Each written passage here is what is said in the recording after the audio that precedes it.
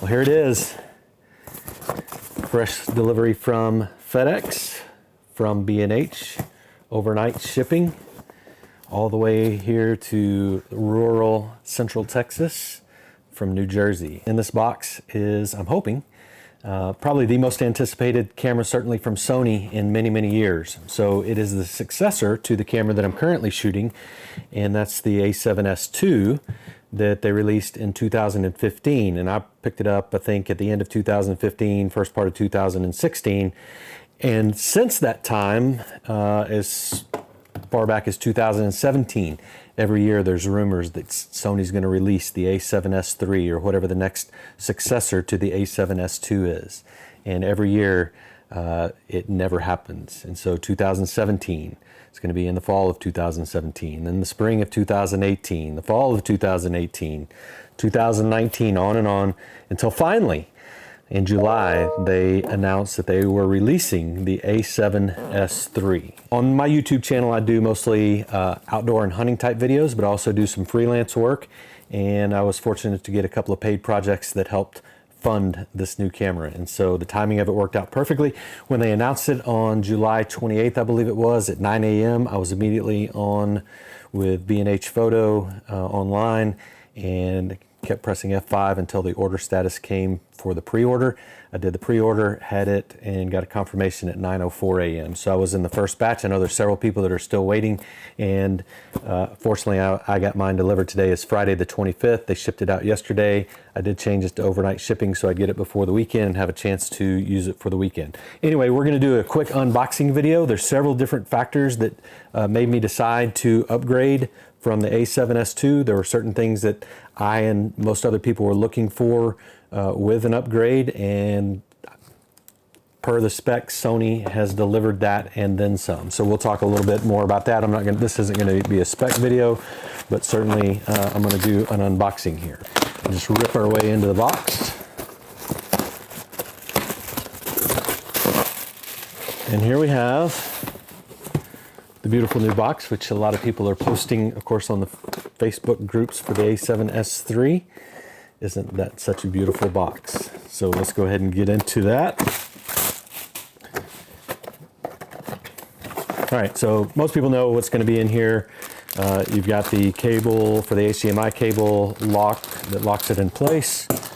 We'll just leave that on the ground. We've got the USB-C to USB 3 cable. And so we'll have that we'll use to charge one battery while we charge the other. I did order an extra battery for it. So we'll charge one in camera and the other one in the battery charger. Here's the crown jewel that we have, and we'll set this to the side. And it is a Sony A7S III. So just a beautiful little camera, feels good. It's slightly heftier, a little bit bigger form factor than the A7S II, you can see. And there's so many improvements on to the A7S II that we'll talk about. So just a couple of reasons that I decided to make the upgrade. Again, this is a 4-year-old camera. I've really enjoyed this camera, but there are a few limitations, and really the reasons to upgrade kind of start with some of the limitations from the A7S II to begin with. And most notably on those is the autofocus. So the autofocus on this, even compared to A7R II, which came out about the same time, this used a phase detect autofocus instead of the contrast detect. And since then, Sony has really improved the autofocus capability for video.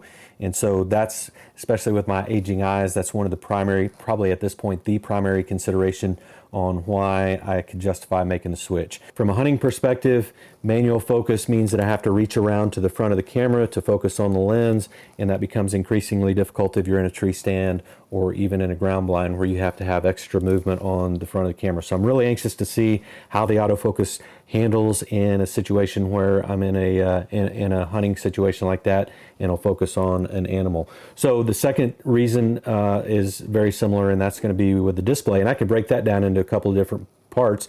One is, this is as far as the articulation goes on, as far as the screen goes. It's not a fully articulating screen on the A7S II. It just it's a tilt screen. And so in a hunting situation, if I'm in a a tree stand or a ground blind and I have the camera off to the side, then it's hard to really take a look back and see what's in frame to get the focus, and all that other stuff just makes it increasingly difficult. So with the A7S III, they finally introduced the fully articulating screen, so you can look at it from the side, top, bottom, any different direction. And so in fact, that's the primary reason I didn't upgrade when they came out with the A7 III camera, which is a fully capable camera, and a lot of features I liked about it. But the simple fact that they didn't have the articulating screen was enough to make me say no. And in fact, that was one of the reasons that I've almost, if they hadn't announced this camera, I probably would have gone with a Canon R5 or something similar, something with the articulating screen. Also talking about from a display perspective, again, from the A7S II, especially in bright sunlight situations, things that you're going to get outdoors,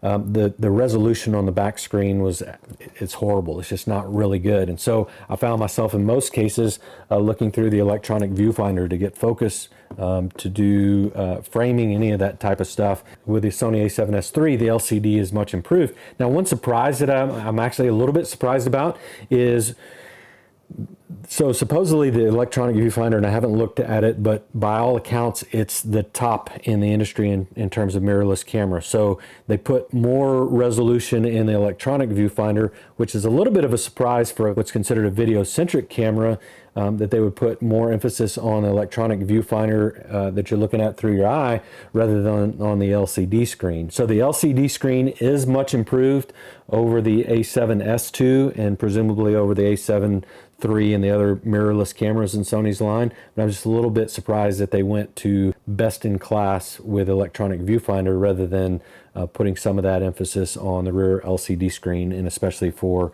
a video-centric camera. The other knock on the Sony A7S II from its beginning is the battery life, and I have something like 6 or 9 batteries from when I went elk hunting. I had to take a lot of different batteries.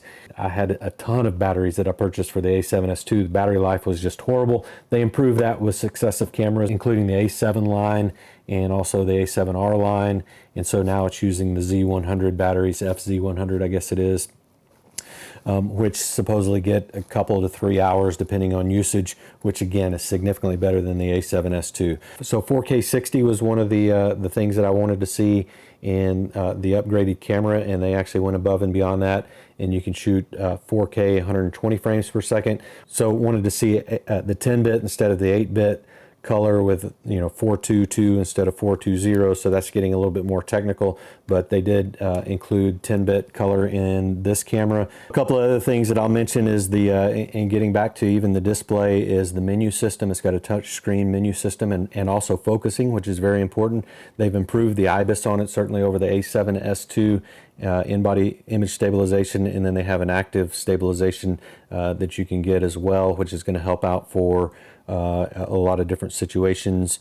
It may seem a little bit minor, but not having the 30-minute record limit. A lot of the videos that I do here at home or in the studio, being able to set up a camera and just leave it rolling is pretty important. And so there's been times where I've exceeded the 30-minute record limit and had to go back and refilm some things or miss that footage. So not having the record limit on this camera is kind of a seemingly minor type thing, but in certain situations it is definitely beneficial. So I'm really excited about the camera. Can't wait to get the batteries charged, get it out in the field. The archery season here in Texas starts next weekend, and so the timing is perfect for that. I'm going to go out, test it out, get the menu set up, and I can't wait to get out into a hunting situation, an outdoor situation, and see what kind of footage that I can capture with it. So if that type of video interests you, be sure to hit the subscribe button below. If not, then thank you for joining me for this one, and hopefully I'll see some of y'all at least on the next one.